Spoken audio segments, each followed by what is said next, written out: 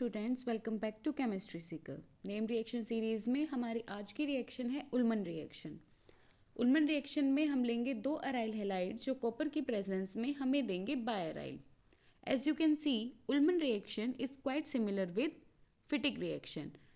As Fittig reaction में हम दो अराइल हैलाइड्स ले रहे थे और प्रेजेंस किसकी थी? सोडियम की, और हमें मिल रहा था बायराइल। द ओनली डिफरेंस इज यहाँ प्रेजेंस है कॉपर की। As explained by statement, Ullmann reaction involves the coupling of two aryl halides, presence of copper to yield biaryl as the product.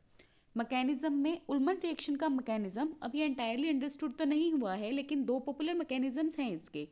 जो फर्स्ट मैकेनिज्म है दैट इज रेडिकल मैकेनिज्म, और जो second mechanism है that is ionic mechanism, और वो mechanism जिसमें involve है aryl copper intermediate. हम वन बाय वन दोनों मैकेनिज्म्स को समझेंगे। फर्स्ट मैकेनिज्म जो है रेडिकल मैकेनिज्म, ये हम पहले देख चुके हैं तो ये आपको काफ़ी इजी लगेगा। जहाँ कॉपर हमें देगा कॉपर फ्री रेडिकल्स, और फिर हमारा अराइल हैलाइड हमें देगा अराइल फ्री रेडिकल और हैलाइड फ्री रेडिकल। अब जो ये दो अराइल फ्री रेडिकल्स बनेंगे ये एक साथ कपल करेंगे और मुझे मिल जाएगा बायराइल मोलिक्यूल।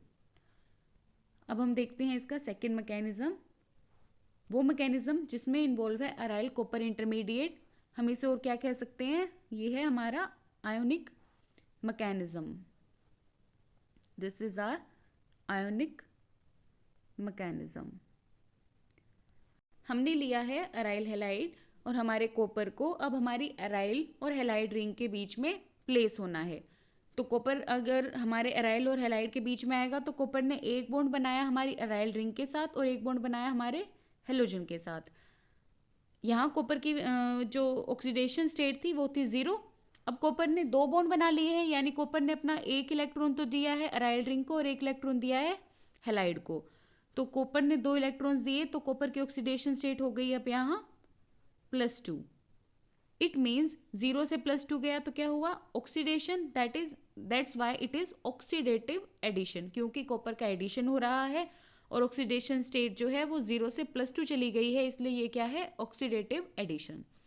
इसके बाद आएगा इसका सेकेंड स्टेप, जहां आप अगर देखोगे तो यहाँ हुई होमोलिटिक क्लीवेज और यहाँ कॉपर ने क्या किया? SET यानी कि सिंगल इलेक्ट्रॉन ट्रांसफर।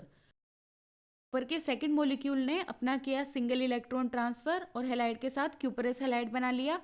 अब मेरे कॉपर ने के पास जो है एक ही इलेक्ट्रॉन से उसने बॉन्ड बनाया है, तो इसका मतलब यहाँ कॉपर की ऑक्सीडेशन स्टेट क्या आ गई? +1।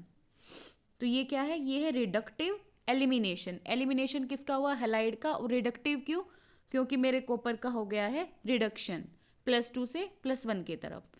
अब मेरा आएगा नेक्स्ट स्टेप में, जो मेरा दूसरा अराइल हैलाइड मॉलिक्यूल है उसके साथ रिएक्शन होगी मेरी, और फिर से होगा ऑक्सीडेटिव एडिशन।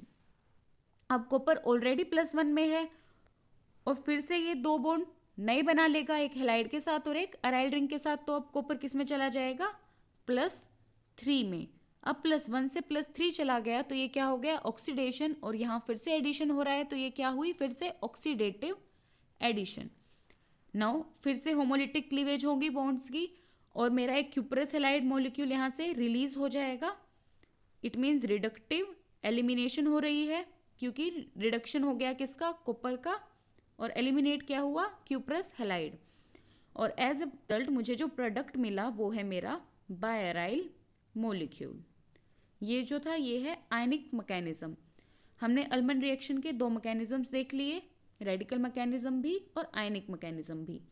अब इसका एक और एग्जाम्पल लेते हैं हमने अब तक सिंपल हैलाइड्स देखे कि अराइल हैलाइड सिंपल। अब ये मेरा क्या है? ये मेरा सब्सटीट्यूटेड अराइल हैलाइड है तो ये भी aryl halide he, but this is substituted aryl halide, यानी अब इस पे सब्सटीट्यूशन प्रेजेंट है। सब्सटीट्यूशन मैंने लिया NO2 का, दो सब्सटीट्यूटेड अराइल हैलाइड्स लिए, कॉपर की प्रेजेंस थी, तो मुझे प्रोडक्ट क्या मिला? मुझे प्रोडक्ट मिला बायराइल मॉलिक्यूल का।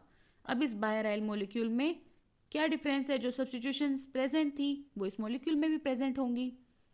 So this is all about Ullman reaction. I hope आपको समझ आए होंगे इसके दोनों मैकेनिज्म्स, रेडिकल मैकेनिज्म भी और आयनिक मैकेनिज्म भी। इसी तरह नेम्ड रिएक्शन सीखने के लिए चैनल से जुड़े रहिए। Thank you.